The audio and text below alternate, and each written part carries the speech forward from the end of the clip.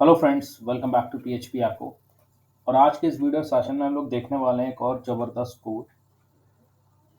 Video जो आने वाली है वो एपीआई पे आने वाली है, एप्लीकेशन प्रोग्रामिंग इंटरफेस की कैसे आप एक कस्टम एपीआई बना सकते हैं पीएचपी के थ्रू।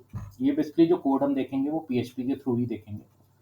अब एपीआई से पहले जो आज मैं कोड बताने वाला हूँ जिसकी एपीआई में ज़रूरत पड़ेगी, बहुत ज़्यादा ज़रूरत पड़ेगी, वो है आपका कर्ल, या जिसको बोलते हैं सी यू आर एल भी बोलते हैं इसको, कुछ लोग कर्ल भी बोलते हैं, सी यू आर एल भी बोलते हैं। इसकी जो फुल फॉर्म होती है वो होती है आपकी क्लाइंट यू आर एल। ठीक है, C for client and U R L आप जानते हैं यूनिफॉर्म रिसोर्स लोकेटर। ठीक है, कर्ल है क्या? ये एक पीएचपी की लाइब्रेरी है जिसके थ्रू हम क्या करते हैं, डेटा को सर्वर पे या तो सेंड करते हैं या हम उसको रिसीव करते हैं। ठीक है, ये डेटा को सेंड करने के काम भी आती है और रिसीव करने के काम भी आती है। ठीक है, तो ये चीज़ हम कर्ल से बड़ी आसानी से कर सकते हैं। और ये हम अभी क्यों पढ़ रहे हैं, क्योंकि जब हम एपीआई के थ्रू डेटा को रिसीव करेंगे, ठीक है, तो हमें वहाँ पे कर्ल की ज़रूरत पड़ेगी। तो उससे पहले आपको पता होना चाहिए कि कर्ल क्या है। तो आज पीएचपी में हम लोग कर्ल पढ़ेंगे। कर्ल के लिए हम लोग 3 से 4 ऑपरेशन पढ़ेंगे जो कि मोस्ट इम्पॉर्टेंट्स हैं। तो देखिए, इस लाइब्रेरी में ऐसा नहीं है कि आपको इसमें कोई बाहर से कोई लिंक आपको इंक्लूड कराना हो। ठीक है, आप जनरली इसको कैसे यूज़ करेंगे, देखिए सबसे पहले आप यूज़ करेंगे curl underscore I N I T. ठीक है, इसको बोलते हैं कर्ल इनिशियलाइजेशन। मतलब यहाँ पे इस फंक्शन के थ्रू हम क्या करेंगे, कर्ल को इनिशियलाइज करेंगे। अब इस फंक्शन को जब हम इनिशियलाइज करेंगे तो हम यहाँ पे एक पॉइंटर देंगे। पॉइंटर कह सकते हैं आप, रेफरेंस कह सकते हैं, या एक कह सकते हैं कि हम एक तरीके का ऑब्जेक्ट्स भी बना रहे हैं, ऑब्जेक्ट बना रहे हैं। ठीक है, अगर आपने सी पढ़ी है तो उसमें हम लोग पॉइंटर पढ़ते हैं, है ना। तो आप एक पॉइंटर भी कह सकते हैं कि पर्टिकुलर ये पॉइंटर जो है वो एक कर्ल के इनिशियलाइजेशन को पॉइंट करेगा होल स्क्रिप्ट में। ठीक है, तो अभी के लिए आप इतना समझ लो कि अभी जब हम टेस्टिंग करके करेंगे देखेंगे तब हम ये चीज़ करेंगे। लेकिन अभी आप ये समझ लो, आपको एक कर्ल इनिट का ये एक फंक्शन लगाना है जो कि कर्ल को इनिशियलाइज करेगा। इसके बाद जो दूसरा फंक्शन है वो है हमारा कर्ल, और ये हमारा सेट ओ टी पी। ठीक है, ये फंक्शन क्या करता है, इसके बाद मतलब इनिशियलाइजेशन के बाद हमें ये फंक्शन चलाना होता है। ये पर्टिकुलर क्या करता है, उस पॉइंटर को होल्ड करता है और उस पॉइंटर के थ्रू आप क्या करना चाहते हो, मतलब आगे का ऑपरेशन आप क्या करना चाहते हो। एक तो हमारा यहाँ पर पॉइंटर रहेगा। ठीक, पॉइंटर का मतलब जो भी वेरिएबल हम यहाँ पे लेंगे इसको इनिशियलाइज करने के लिए वो हमारा यहाँ पे रहेगा। कॉमा करके हम लोग क्या करना चाहते हैं, उससे एक यूआरएल को सेंड करना चाहते हैं, एक यूआरएल से डेटा रिसीव करना चाहते हैं या सेंड करना चाहते हैं, वो चीज़ हम यहाँ पे करेंगे। मतलब जो भी एक्शन आपको करना है वो आप यहाँ पे करोगे। ठीक है, उसको कैसे करेंगे वो भी देखेंगे। ठीक, उसके बाद जब ये सारा काम हो जाएगा तब हम लोग क्या करेंगे, कर्ल को एग्जीक्यूट करेंगे। इसके लिए जो फंक्शन आता है वो आता है कर्ल एग्स। ठीक है, ई एक्स ई सी, इतना ही आता है। ठीक, इसका मतलब होता है कि जो भी कर्ल हमने ऊपर बनाया उसको हम एग्जीक्यूट करेंगे। और एग्जीक्यूट किसको यहाँ पे करेंगे, इसके अंदर हम लिखेंगे उस पॉइंटर को, उस वेरिएबल को, उस ऑब्जेक्ट्स को, उस रेफरेंस को जो पर्टिकुलर हम यहाँ पहले ही क्रिएट कर चुके होंगे। ठीक है, और उसके बाद हम क्या करेंगे, कर्ल को क्लोज करेंगे। ठीक है, क्लोज करने के टाइम भी हम इस फंक्शन के अंदर सेम उसी पॉइंटर या रेफरेंस को हम यहाँ पे देंगे। तो ये बेसिक से 4 ऑपरेशंस हैं which is very important for the API. जब हम एपीआई यूज़ करेंगे तब आपके ये ऑपरेशन की हमें ज़रूरत पड़ेगी, और इन्हीं के थ्रू हम क्या करेंगे, यूआरएल को हिट करेंगे और डेटा को रिसीव करेंगे। ठीक है, तो ये 4 ऑपरेशन आप समझ गए होंगे। ये इनिशियलाइजेशन के लिए है, ये हमारा पर्टिकुलर एक्शन के लिए, और जो भी हमने यहाँ पे करना चाह रहे हैं, जो भी हमने यहाँ पे एक्शन किया हुआ है उसका एग्जीक्यूशन हमें जो करना है कि उसके बाद हमारा क्या एग्जीक्यूट होगा। ठीक है, क्या हम करना चाहते हैं, उसके बाद हमें कल को क्लोज भी करना पड़ता है। ठीक है, तो मैं इसको अपने सर्वर पे करके आपको दिखाता हूँ। ठीक है, तो सबसे पहले मैं अपनी एफ पे लॉगिन कर लेता हूँ, और विनएससीपी, और यहाँ पे मेरी जो ऑफिशियल वेबसाइट है मैं उसी पे लॉगिन कर रहा हूँ। ये देखिए मेरा एफ कनेक्ट हो गया, and this is our official website. ठीक है, website development services dot in. यहाँ पे मैं जाके, ये public dot H T M L portal है, इसके अंदर मैं एक और फोल्डर बना लेता हूँ कर्ल नाम। ठीक है, ये देखिए कर्ल नाम का मैंने फोल्डर बना लिया है, और इस पर मैं एक फाइल बनाऊंगा। कौन सी बनाऊंगा, ये देखिए index dot P H P, ये फाइल मैं इस पर बना रहा हूँ। अब जो भी कोडिंग है मैं यहाँ पे करूँगा। मैं इस फोल्डर को एक्सेस भी कर लेता हूँ। देखिए यहाँ पे मैं सिर्फ लिखूंगा कर्ल ठीक है। और यहाँ पे देखिए मेरी डायरेक्टरी आ रही है कर्ल की। अभी यहाँ पे कोई फाइल नहीं है, इंडेक्स फाइल मैंने जस्ट अभी नेम दिया, सेव नहीं किया इसको, ठीक है। तो यहाँ पे चलिए हम शुरू करते हैं। उससे पहले मैं यहाँ पे S3 में एक हेडिंग दे देता हूँ ताकि आपको पता लग जाए।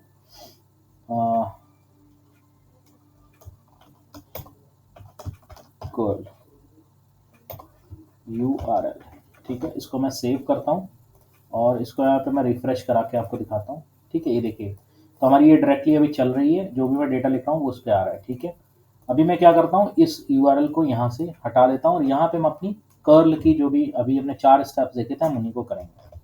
तो देखिए सबसे पहले यहाँ पे PHP मैंने ओपन कर लिया, ठीक है। अब इस PHP पे हम क्या करेंगे, देखिए सबसे पहले मैंने आपको कहा है कि आपको कर्ल को इनिशियलाइज करना है। देखिए साथ में ये स्टेप्स लिखे हुए भी हैं। सबसे पहले कर्ल को इनिशियलाइज करना है, तो हम यहाँ पे एक पॉइंटर ले लेंगे। जैसे मान लीजिए मैंने ले लिया वेब, ठीक है, और यहाँ पे लिखा मैंने कर्ल _init, ठीक है। अभी हम VS कोड में नहीं कर रहे हैं, अपने सर्वर वाले पेज पे डायरेक्टली कर रहे हैं, तो हमें कोई रेफरेंस यहाँ पे नहीं मिल रहा है, ठीक है। ये इनिशियलाइज हमने कर दिया, यहाँ पे कर्ल को हमने इनिशियलाइज कर दिया। दूसरा हम क्या करने वाले हैं, curl _set OTP, set OTP यहाँ पे करने वाले हैं।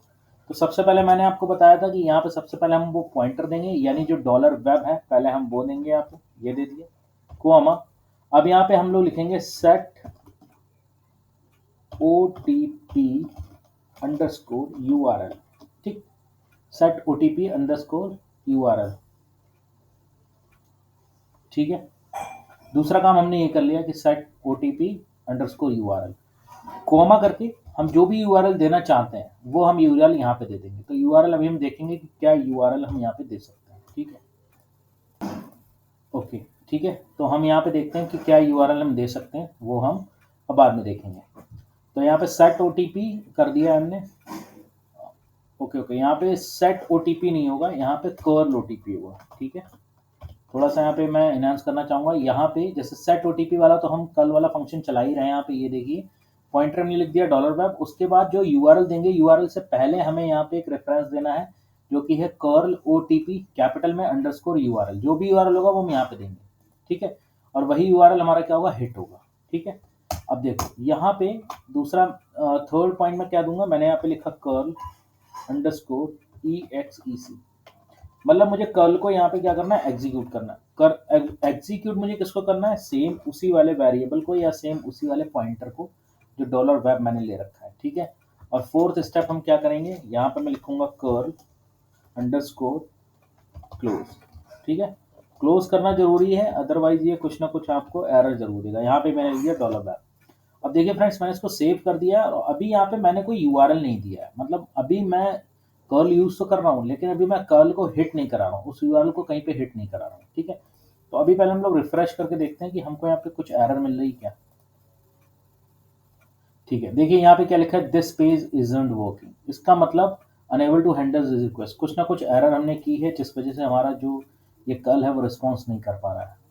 ऑब्वियसली है कि हमने यहाँ पे कोई भी URL या कोई भी हमने यहाँ पे लिंक नहीं दिया है जिस वजह से कर्ल हमारा प्रॉपरली वर्क कर पाए, ठीक है। तो चलिए यहाँ पे एक URL देते हैं। अब देखिए मैंने ये कहा कि कर्ल जो हम पढ़ रहे हैं वो API के लिए पढ़ रहे हैं, कि API कैसे हम API में कैसे उसको यूज करेंगे डेटा को सेंड करने के लिए या डेटा को रिसीव करने के लिए, ठीक है। तो मान लीजिए यहाँ पे मैं एक पेज खोलता हूँ गूगल माई बिजनेस का, ठीक है। अब देखिए यहाँ पे मैं इसको क्लिक करता हूँ, देखिए मैंने फर्स्ट लिंक क्लिक करा है और लिंक क्लिक करने के बाद मुझे ये मिला हुआ है, ठीक है। आप ध्यान रखिएगा, ये मुझे मिला है। इस URL को मैंने क्या करना है, कॉपी कर दिया मैंने। आप किसी भी URL को कॉपी कर सकते हैं, ठीक है, जिसको भी आप हिट कराना चाहते हैं और कर्ल के थ्रू आप उस डेटा को रिसीव करना चाहते हैं। अब देखिए सेम जो URL मैंने कॉपी किया है, इस URL पे जो भी यहाँ पे आपको स्क्रीन दिख रही है, ठीक है, जो भी जो डेटा आपको दिख रहा है, सेम डेटा आपको मैं इसी पेज पे दिखा दूंगा बिना किसी कोडिंग के। बस मैं क्या करूंगा, कर्ल को यूज करूंगा, ठीक है। तो देखिए ये ऑफिशियल वेबसाइट है गूगल की, मैं जस्ट एक रेफरेंस के लिए यूज कर रहा हूँ। तो इसको मैंने कॉपी किया, ठीक है, और मैं अपने पेज पे आता हूँ। अभी देखिए यहाँ पे कुछ भी वर्क नहीं हो रहा है, ठीक है। मैं यहाँ पे क्या करता हूँ, यहाँ पे इस URL को मैं यहाँ पे पेस्ट करता हूँ। देखिए मैंने पूरा URL पेस्ट कर दिया है, business.google.com इन बिजनेस प्रोफाइल, ठीक है। अब इसको मैं सेव करता हूँ और सेव करने के बाद हम लोग रिफ्रेश करके देखते हैं कि क्या हमारा यहाँ पे आउटपुट मिल रहा है। तो चलिए इसको रिफ्रेश करते हैं। ओके, तो यहाँ पे कुछ गड़बड़ी कर रखी है मैंने शायद। Curl OTP underscore URL $web set OTP curl init web curl set OTP। Okay, curl execute. चलिए एक बार और कोड को हम देख लेते हैं क्या प्रॉब्लम आ रही है कोड में। ओके, तो यहाँ पे एक बार हम इसको और रिफ्रेश करा के देख लेते हैं। आई थिंक हमने कर्ल में ही कोई गड़बड़ी कर रखी है, क्योंकि हमारा जो सर्वर पे हमने जो कोड किया हुआ है, ये कोड किया हुआ है, इसको देख लेते हैं। कर्ल, ठीक है। ओके, ये सेट OTP नहीं होगा, ये सेट OPT होगा। यहाँ पे मैंने थोड़ी सी मिस्टेक करी है, सेट OPT होगा, मतलब जो भी ऑपरेशन हम देना चाहते हैं। यहाँ पे भी आप देख लीजिए, सेट OTP नहीं होगा, OPT होगा। ठीक है, ओके, ठीक है। तो मैंने इसको अपने सर्वर पे ठीक कर दिया, सेट OPT है ना कि OTP। ठीक है, OTP। यहाँ भी देखिए मैंने OTP लिख रखा है, और यहाँ पे भी क्या होगा, OPT होगा। ठीक है, इसको सेव करते हैं और एक बार रिफ्रेश करते हैं। ठीक है फ्रेंड्स, तो देखिए रिफ्रेश करने के बाद बिल्कुल आपको पेज गूगल का वैसा ही मिल गया है जैसा आपको गूगल का पेज यहाँ पे मिल रहा था। ठीक है, तो ये है एक तरीके से कर्ल की पावर। आप देख रहे हैं कि कितने ईजिली तरीके से मैंने क्या कर लिया, कर्ल के थ्रू मैंने डेटा को रिसीव कर लिया। यानी मैंने एक रिक्वेस्ट, एक URL को हिट करा। किस URL को हिट करा? मैंने इस वाले URL को हिट करा, और उसने मुझे क्या दे दिया, पूरा का पूरा एज इट इज़ ला के दे दिया। ये देखिए मेरी ऑफिशियल वेबसाइट है और इसी पे कर्ल हम चला रहे हैं, और ये गूगल की ऑफिशियल वेबसाइट है। ठीक है, हम कोई और URL भी दे सकते हैं, जैसे मान लीजिए मैं यहाँ पे अपना ब्लॉग खोल लेता हूँ, इट्स wdsacademy.blogspot.com। अब देखिए ये ऑफिशियल लिंक है, इसको मैं कॉपी करता हूँ, और अभी देखिए यहाँ पे गूगल का लिंक चल रहा है। मैं यहाँ पे जाके और URL को क्या करता हूँ, दूसरा URL यहाँ पे डाल देता हूँ और उसको हिट कराते हैं। ये देखिए मैंने URL वो वाला हिट कर दिया। ठीक है, अब मैं इसको रिफ्रेश करता हूँ। ठीक है, तो देखिए जैसे ही मैंने रिफ्रेश करा, आप देख रहे हैं पूरा का पूरा एज इट इज़ ब्लॉग मेरे पास उठ के आ गया। ये देखिए पूरा का पूरा एज इट इज़ ब्लॉग मेरे पास उठ के आ गया, बिल्कुल सेम, कोई डिफरेंस नहीं है।